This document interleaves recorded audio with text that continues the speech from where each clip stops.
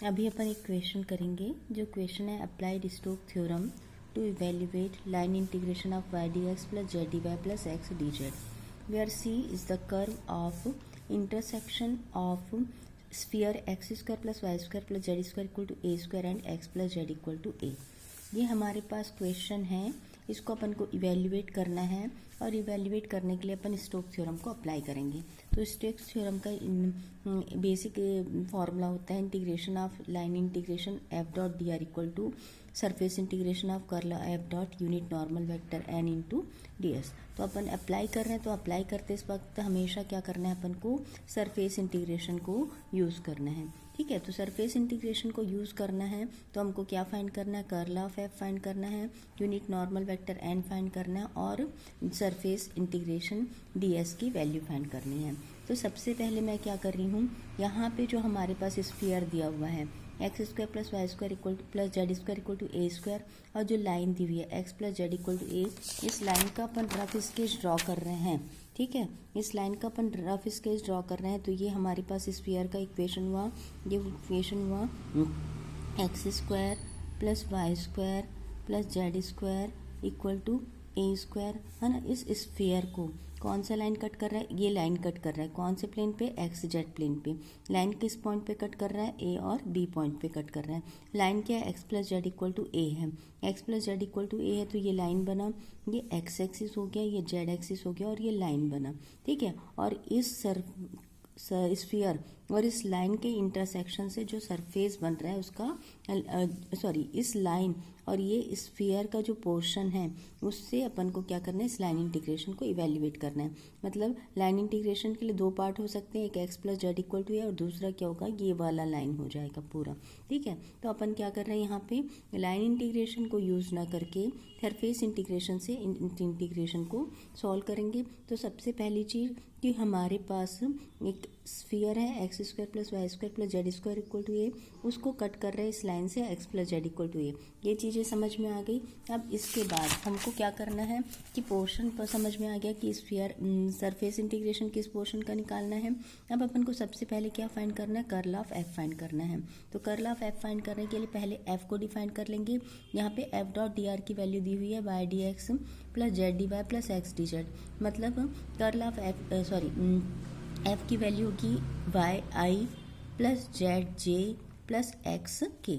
मतलब D x को आई से रिप्लेस करोगे, डी वाई को जे से रिप्लेस करोगे, डी जेड को के से रिप्लेस करोगे तो एफ की वैल्यू मिल जाएगी।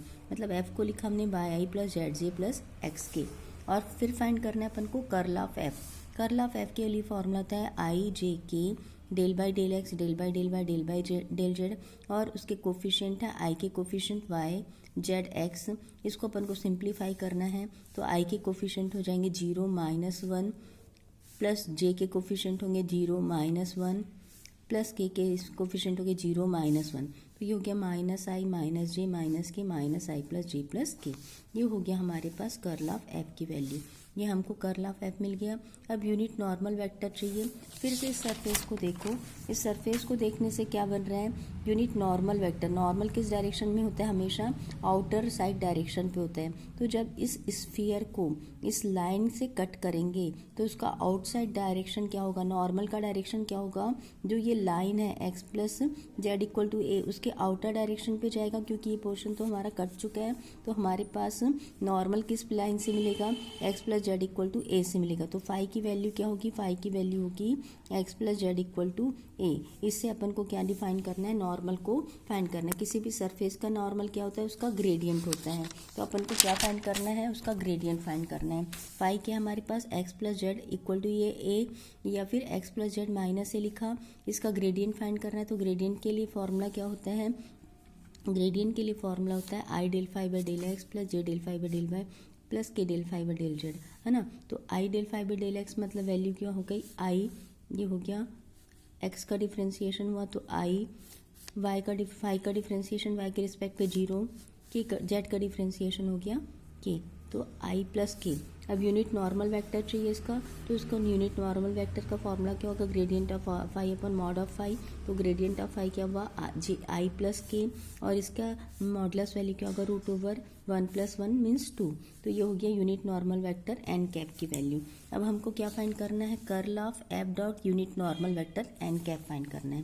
Curl F dot unit normal vector N, तो यूनिट नॉर्मल वेक्टर सॉरी दोनों को डॉट प्रोडक्ट किए, आई डॉट आई प्रोडक्ट होगा, जे डॉट जे का प्रोडक्शन 0 हो जाएगा। ठीक है, तो यहाँ से मल्टीप्लाई किए तो 1 + 1 हो गया 2/√2, वैल्यू हो गई -√2। किसकी वैल्यू मिली अपन को, curl of F dot unit normal vector N, है ना। अब इसकी वैल्यू जब अपन यहाँ पुट कर देंगे तो अपन को वैल्यू मिलेगा -√2 double integration of ds।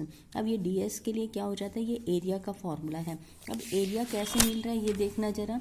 Area जो मिल रहा है वो क्या बोल रहा है, ये पूरा स्फीयर है, उसको इस x + z = a से कट किए, तो ये जो इंटरसेक्शन वाला लाइन है उससे जो स्फीयर या उससे जो सर्किल ड्रॉ होगा, है ना, x + z = a लाइन को कट करेंगे तो देखना, अगर मैं XOZ लाइन को लेके चलूँ, है ना, XOZ लाइन को लेके चलूँ तो A पॉइंट क्या होगा, A होगा A0, है ना, A00 मतलब x की वैल्यू a, y की वैल्यू 0, z की वैल्यू 0। x z प्लेन है इसलिए मैंने यहाँ पे a और z की वैल्यू लिखी है, सॉरी x और z की वैल्यू लिखी है। उसी तरीके से b पॉइंट होगा 0 a, यहाँ पे z की वैल्यू क्या हो जाएगी, x की वैल्यू क्या हो जाएगी 0, z की वैल्यू क्या हो जाएगी a। अब यहाँ पे हो गया परपेंडिकुलर लाइन हो गया हमारे पास a, बेस लाइन हो गया a, तो इस लाइन x + z की वैल्यू जब स्फीयर ड्रॉ करेंगे तो x + z की वैल्यू से इस ए बी लाइन की वैल्यू क्या होगी, ए बी लाइन की वैल्यू अपन पाइथागोरस थ्योरम से निकालेंगे, p² + b², तो ये हो जाएगा 2a², तो h की वैल्यू होगी √2a, तो इस लाइन की वैल्यू होगी √2a, और ये √2a से क्या होगा, एक हमारे पास जो सर्कल ड्रॉ होगा उसका डायामीटर मिलेगा।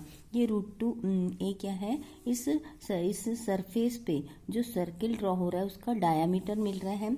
डायामीटर का लेंथ क्या बोल रहा है, a√2 है बोल रहे हैं। अब इस डायामीटर से अपन अगर इसकी रेडियस को डिफाइन करते हैं, इस डायामीटर से अगर अपन इसकी रेडियस को डिफाइन करते हैं तो रेडियस इक्वल टू क्या होता है, डायामीटर बाई 2। तो रेडियस की वैल्यू क्या हो गई, a√2/2, इसका मतलब रेडियस की वैल्यू क्या हो गई, a/√2। तो रेडियस की वैल्यू हो गई a/√2, और हमारे पास यहाँ पे इंटीग्रेशन है, डबल इंटीग्रेशन ऑफ ds। फिर से ये किसको रिप्रेजेंट कर रहा है, एरिया ऑफ द सर्किल को रिप्रेजेंट कर रहा है। एरिया ऑफ द सर्किल का फॉर्मूला क्या होता है, πr², πr²। r की वैल्यू क्या है बोल रहे हैं अपन, r की वैल्यू अपन बोल रहे हैं कि a/√2 है। r की वैल्यू क्या है अपन के पास, a/√2 है, a/√2 πr² है, r की वैल्यू a/√2, तो यहाँ पे -√2 पहले से कॉमन था। एरिया ऑफ द सर्किल का फॉर्मूला हुआ πr², r की वैल्यू क्या है a/√2, a/√2 का स्क्वायर किया हमने तो -πa²/2, मतलब वैल्यू होगी -πa²/√2। ये हमारे पास इस इंटीग्रेशन का फॉर्मूला आंसर मिला। तो फिर से एक बार रिपीट कर दूं, अगर समझ में आ गया तो बहुत अच्छा है कि ये बाकी चीज़ें तो क्लियर है। एफ कैसे निकालना है, डी आर क्या है, आई जे के कैसे रिप्रेजेंट हुआ, कर्ल ऑफ एफ निकालना, एफ डॉट। अब ये यूनिट नॉर्मल वेक्टर भी समझ में आ गया, क्योंकि आउटवर्ड डायरेक्शन लेते हैं तो आउटसाइड पेस आउटर पोर्शन कौन सा है इसका, x + z = a है। यहाँ से अपन नॉर्मल डिफाइन कर रहे हैं, इसलिए फाई को क्या लेके चले, x + z = a लेके चले। अपन इस पोर्शन को डिफाइंड नहीं किया फाई के लिए, अपन ने सरफेस के लिए कौन सा लाइन लिया, x + z = a, और इस पोर्शन से इंटरसेक्शन से जो हमको एक सर्किल ड्रॉ हो रहा है उसके लिए अपन को क्या डिफाइन करना था, उसकी रेडियस को डिफाइन करना था। रेडियस को डिफाइन करने के लिए हमारे पास पाइथागोरस थ्योरम से डायमीटर मिला, डायमीटर का हाफ किए तो रेडियस मिला, और इस फॉर्मूले से यहाँ पे डायरेक्ट फॉर्मूले पे वैल्यू पुट कर दी πr² का, तो हमको इंटीग्रेशन की वैल्यू मिल गई। Thank you very much.